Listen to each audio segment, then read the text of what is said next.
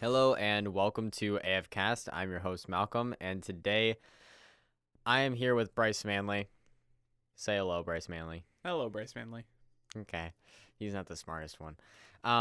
But we are going to be talking about Borderlands 3 today. Um, so to start us off, we have the writers, which are Randy Varnell, Dandy Homan. Danny, not Dandy. I said Danny. No, you said Dandy. Oh, I didn't mean to say Dandy, but Sam Winkler. And if I butchered your guys' names, then sorry. And the developer was Gearbox and LLC. The producer is 2K Games. The engine was the Unreal Engine. The composer for Borderlands 3 is Jesper Kid. Or Kide. I don't know which one. I'm assuming Kid. And the platforms it is available on is the PlayStation 4, the Xbox One, and for PC. And this game is an open world action adventure, and it's open world between worlds as well. It's space travel.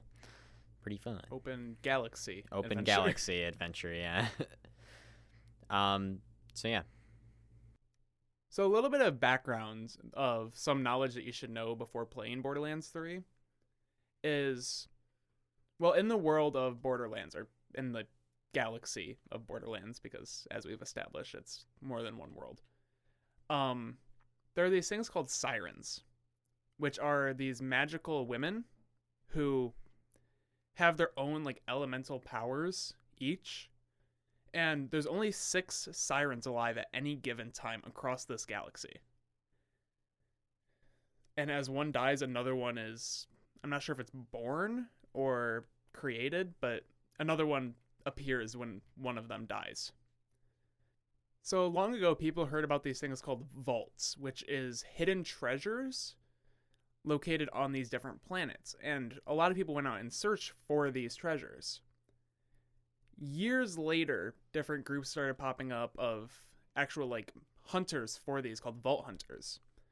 And their whole basically all they did was look for these vaults, try to figure out how to get into them, and then take their riches from them. Only a couple of vaults have ever been accessed in the history, and they've all been in previous Borderlands games. So, near the end of Borderlands 2, spoilers ahead, by the way. Near the end of Borderlands 2, Lilith and this group called the Crimson Raiders are trying to get found this key for the vaults that lets them access the vaults themselves. And Lilith decided that this was too much power for anyone to hold. So as a siren, she was going to use her powers to destroy the key. But right before she did so, it lit up and created this like holographic map floating above her of the galaxy. And on this map, different points were marked, which they assume are different vaults across the galaxy. However, they do not know which planet any of these vaults are on. They can't figure out by looking at this map which planets are which. A person comes to try to take this map from them and ends up destroying this floating city that they're on. But in the destruction, Lilith ends up sacrificing the city in order to kill the guy. But when that happened, she lost the map on Pandora, which is one of the planets. She ended up losing the map, and so they were tasked with finding it again. She told the rest of the Crimson Raiders to go to these different planets and try to find vaults on random planets throughout the galaxy, while she stayed on Pandora to look for this map so that they could group up later and find these vaults. So now we are at the present, which is kind of us being to choose our recruits. We get to play as those recruits, test our badassery on the first mission with Claptrap. And I can't explain who Claptrap is if you don't know him without, I can't justify him correctly for who Claptrap is. So look him up. If you don't know who he is absolutely hilarious. And essentially after that, Lilith, who Bryce mentioned, then sends you to go after the group that is Children of the Vault, which is essentially a cult that is specifically for the vaults that you are hunting for as a vault hunter. And you end up actually getting that map pretty early on, and finding out it's broken.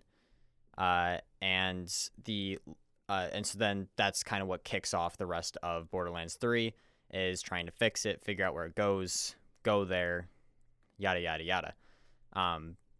And the leader of the Children of the Vault is another siren named Tyrene, and also her twin brother Troy, which is part of the Children of the Vault as well. And they essentially lead it. They are not very organized, for one thing, but somehow still function.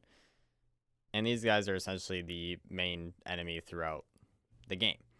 And if you haven't played Borderlands before, you get to travel through space, which is awesome. And that also happens pretty early on as well. So don't be sad when in the first hour and a half or 2 hours or however long it takes that you don't travel to space. You will get there eventually. But yeah, so besides the story, let's talk about the gameplay. So at the beginning of Borderlands 3, you get the choice between 4 different characters to use as your recruit for the Crimson Raiders, in which each one of these characters has their own skill trees in them. And unlike previous games, each one has 3 skill trees, not just 1.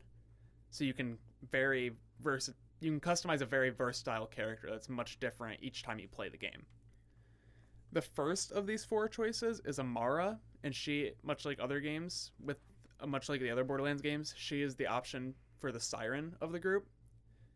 She has one of her 3 skill trees is the Mystical Assault skill tree, which focuses on giving herself personal buffs throughout her different passive skills that she earns within it. And her ability for this is called Phase Cast, where she sends forward a projection of herself and damages all the enemies in front of her. Her second skill tree is called Brawl, and this focuses on rushing, being in the enemy's face, and just doing a lot of damage. Her passives add things like doing increased damage close range to enemies, faster health regen, stuff along those lines. Her ability for this is Phase Slam, where she basically jumps in the air and punches the ground with her siren power, damaging all of the enemies in her immediate vicinity. And her final skill tree is the Fist of Elements. This focuses on damaging and, as the name suggests, just doing elemental damage specifically. Which we'll talk about later when we talk about gameplay, so you'll hear about it. Her ability for this is Phase Grasp, where basically a giant hand comes out of the ground and can hold an enemy for you. And it can basically keep that enemy from doing anything for a set amount of time. Yeah, it just completely locks them in place, right? Yeah. All right, so now on to our next recruit, Vault Hunter, whatever you want to call him, which is Flak, or FL4K, otherwise known, who is the Beastmaster.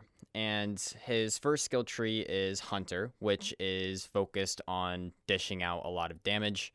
And he's also overall mainly used for kind of longer ranges and precision weapons. So it's kind of a headshot class if you like doing headshot damage. And his master is focusing on his pets, which I'll talk about in a second. And his stalker skill tree is support for health and movement. And kind of just fills in the gaps between everything else in the other skill trees. And each skill tree has its own animal that you can essentially set for Flak to keep along his side. These pets don't really do anything too differently from each other. They just kind of have a different aesthetic. At least I'm pretty sure, right? More or less they're the same. One of them is a monkey. Yeah. But the only real difference is that one of them has the ability to fly. It's like a little bird thing. So Yeah. that's the only real one that's different than They're the others. they're basically just different animals. They Yeah. don't have a different. They don't like one doesn't have this certain power and one has this certain power. One has this superpower or anything like that. Besides the fact so- of the stuff that you unlock further in that skill tree. Yeah. And that's kind of also where Master comes in about focusing on those pets as well. You can give them different just buffs and stuff for them. So yeah. So the next choice of characters is Maz, also known as the Gunner. She acts a little bit differently in the fact that her abilities, she doesn't use herself. She gets into this giant mech suit called the Iron Bear and is able to use these abilities. So her first ability is the Shield of Retribution. And this whole skill tree focuses on damage and damage output and the amount of health she has.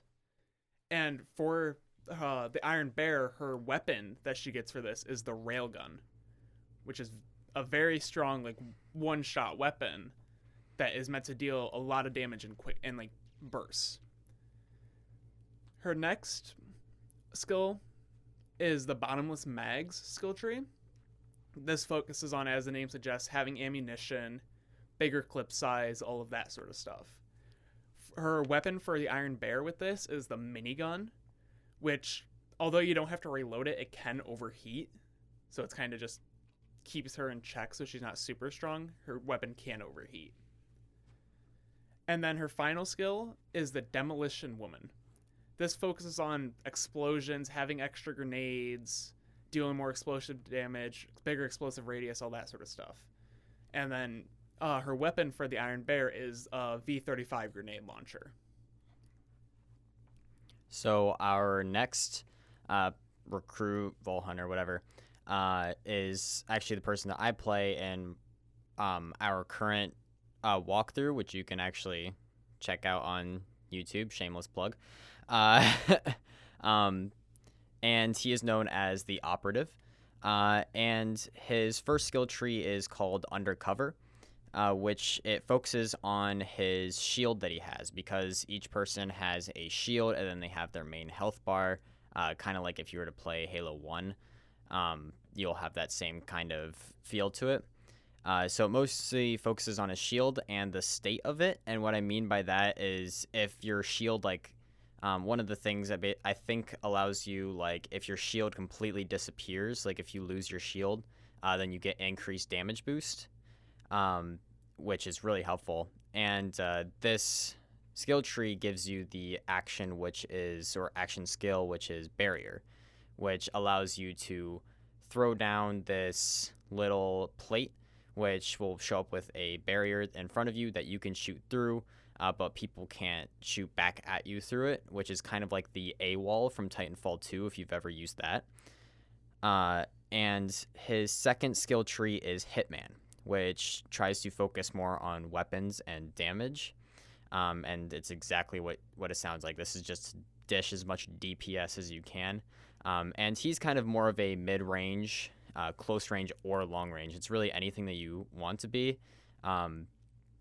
But I think he's more so played as a mid-ranged operator with his shield especially. He is by far the most versatile character where you can easily change up your playing style without having to switch characters or being punished for it. Yeah, like Amara is really close up, and then Flak is kind of more laid back. And I mean, I guess Maz is the same way.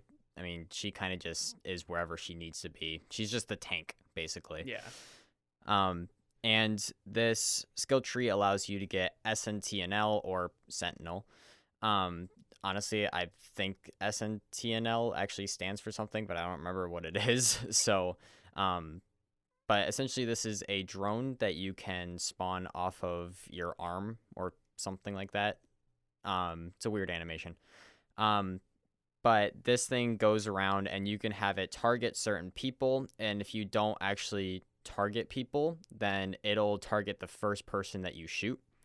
And if you don't shoot anyone, then it kind of just goes out to the closest person. So it kind of has an order of command, I guess something like that, for who it targets next. So you can let it do its own thing, while you try to target someone, or you can have it go after a more beefy person like the badasses in the game, which is an actual class of Well, it's a tier of enemies. or tier of enemy, yeah. And yeah, so Sentinel Drone is really helpful if you want like, a separate damage thing hitting something else, I guess.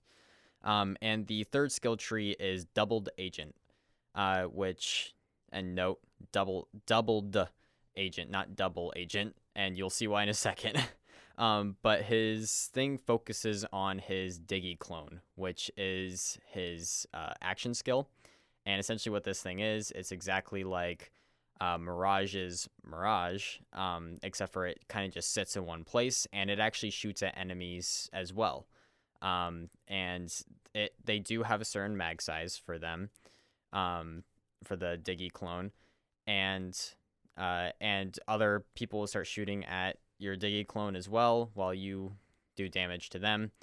And does the Diggy clone actually do damage, or does it kind of just shoot at them? I am unsure. I know it provides the distraction, but I'm not sure if it actually does damage. Yeah, because I feel like if you had the Sentinel and the Diggy clone, that'd be a bit too OP. Digiclone. It's Digiclone? It's Digi, or Dija, not Diggy. I figured it was Diggy because it looks like it digs into the ground when you deploy it. When you deploy, it looks like it digs into the ground, so I thought it was Diggy clone. I'm sitting there like, as long as you didn't say much, it'll be okay. And then you just kept saying Diggy clone. Alright, so it's Digiclone. I'm sorry. Makes a lot more sense now. It's a digital clone. Yes, it makes... So, why don't they just say that then? Same thing with SNTNL. Just call it Sentinel. But essentially... but also, the reason why I say that you can have why I said you could have both of those, is because Zane is the only person that you can have that essentially can have two of their action skills to be used.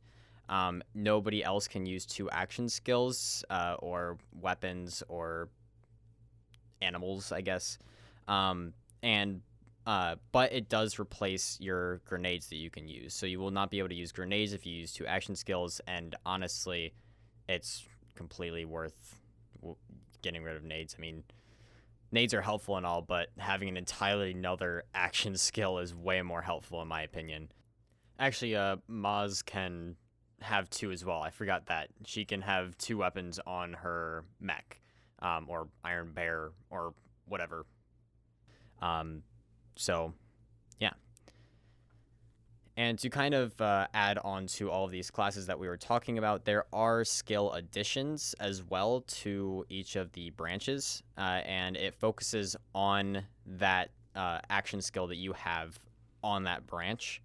So essentially these are augments that you can put on, and there is a right column and a left column, and you can choose one from each of the columns in order to actually add to your skill. And you have different types of these augments that you can add. You can either have one that basically just upgrades your current skill, however you like, whatever it says it'll upgrade it to.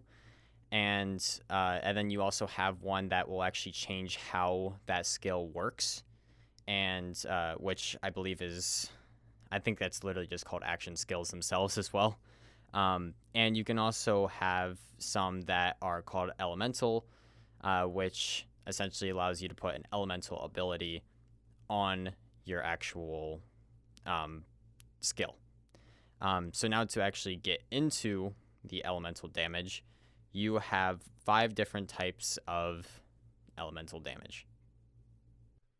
So the different types of elemental damage are incendiary, cryo, shock, corrosive, and radiation. And these come in multiple different forms. You can have them on different weapons and stuff, so each bullet does that kind of damage. They are in barrels around the map that you can hit or explode, and it will explode into like the shock barrels. Will just create a giant like lightning field on the ground for a short amount of time that'll damage anything that goes within it. And then there are some abilities that different creatures or you can get with your skills that will use these elemental abilities on whatever it hits. And one cool thing about Incendiary as well is that there's a lot of oil spills everywhere around, and if you hit something with one of your Incendiary, whether it's the bullets that are Incendiary, your skillets Incendiary, anything like that, it will set the entire oil thing on fire. So be careful of that. I lit him on fire the other day when I was trying to shoot some skags. So You did more damage to yourself.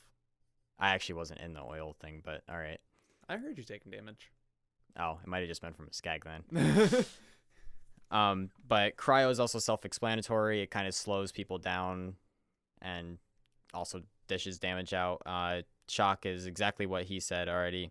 Corrosive is better for armored individuals and people with like yellow health bars because it'll basically completely take away their protective attributes to them, so they will have no more buffs to their armor or anything like that when you shoot at them.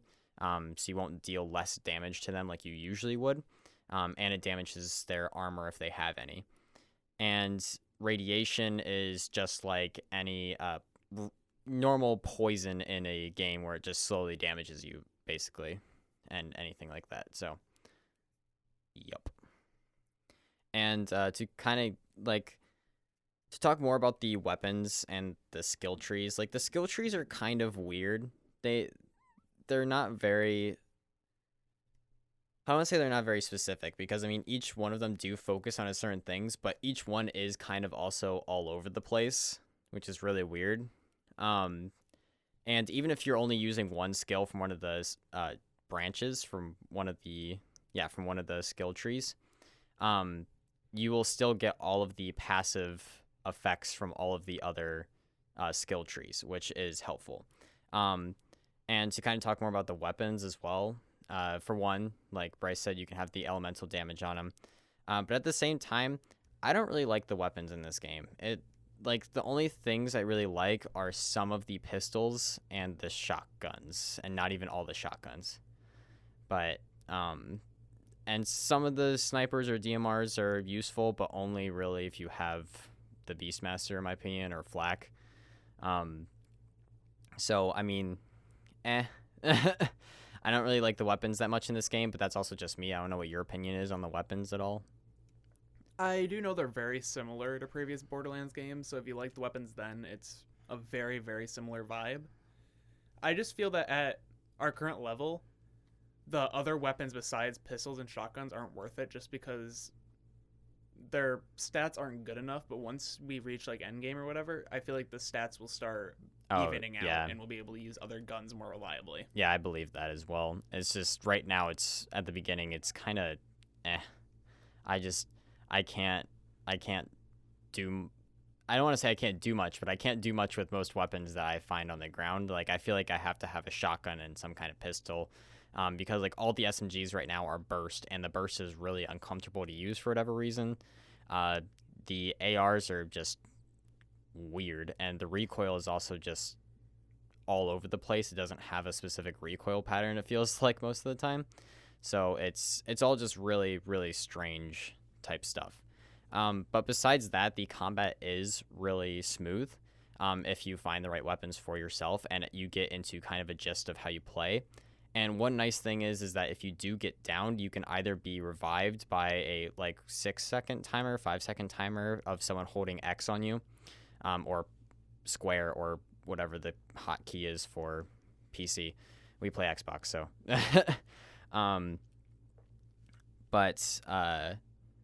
But yeah, so, or instead of someone reviving you, you can actually revive yourself by killing an enemy. So if someone on your team is about to kill something, then tell them to save it for you, so that way you can, because you basically have a lot of movement capabilities and shooting capabilities while you're downed. Like, you can actually go almost walking pace, and you're basically like crouching, it feels like, in the game. Actually, your player model is crouching. I know, but like in other games, that is exactly what crouching feels like, is how you're playing there, but you just can't use your abilities or anything like that. But for the most part, enemies will not target you at all either, so you won't like instantly die if you get downed or anything like that. Unless you're like the only target they can see. Or Yeah, what have you. exactly. And I'm pretty sure even as Flak, there is a certain ability that allows for your beasts Yes, to your actually beasts can pick you revive up you. and everything, which is nice, especially if you're playing single player. But yeah, and I have always appreciated Borderlands' art scheme. I just love that it looks like it came right out of a notebook, a very gory notebook, and it's yeah, it's really fun to play. It's especially fun to shoot people with the shotgun sometimes, or even with anything, because they'll kind of just all of a sudden flail out of the way. I don't even know what they do. Like their entire body just kind of jumps backwards in a very floaty kind of way. But yeah, but the gameplay is smooth and it is fun. Just the weapons, in my opinion, for right now at least, maybe later on they'll be better, but for right now they're kind of they're ew. So, yeah. But in summary, the story is a good continuation of the previous games, at least so far that we've played. And the gameplay is smooth and fun, like I just said. I overall give it a 8 or 9 out of 10 just because of the weapon use is kind of poor in my opinion. Gameplay can be a little weird sometimes as well. Not to mention about gameplay, you actually get to mantle stuff now, which is nice as well. So yeah, but there's just some stuff that kind of feels like it either like sometimes in the story it feels like it goes too fast in the storyline. And then the weapons aren't always fun, but the vehicles are so fun to use in the Yeah. game. And then I give it an 8 out of 10, but this is kind of very subject to change right now because we still have a lot more to play through the game, and just at the moment I feel like it's kind of some of like things that it does are misdirecting. Like I've especially noticed this with like quest markers. It'll pop up at like I fast traveled the wrong spots before because where the quest marker popped up, and then I had to drive like all the way around the map to get to where we actually had to go. And just small things like that are what's lowered my thing so far. But I feel like if you into later on and the story starts really taking off is when I'm going to feel Appreciate it more. Yeah, I'm going to feel a higher rating for this game. But at the moment, I'm giving it an 8 out of 10. Yeah. All right. So besides all of that, if you do want to watch actual gameplay, I do have a YouTube channel and I have recorded some walkthrough episodes of us playing, and more will come out in the future, maybe even some other ones that aren't just walkthrough. And if you guys want to follow us on Instagram or Twitter, make sure to do so, and I will have all of this stuff in the description that I'm listing. If you want to actually talk to us, you can join our Discord chat. And if you want to see our website, then our website will also be there. And if you want to email me any like requests or like requests for episodes or any ideas or anything, any questions, my email will also be in the description. But besides all of that, game on.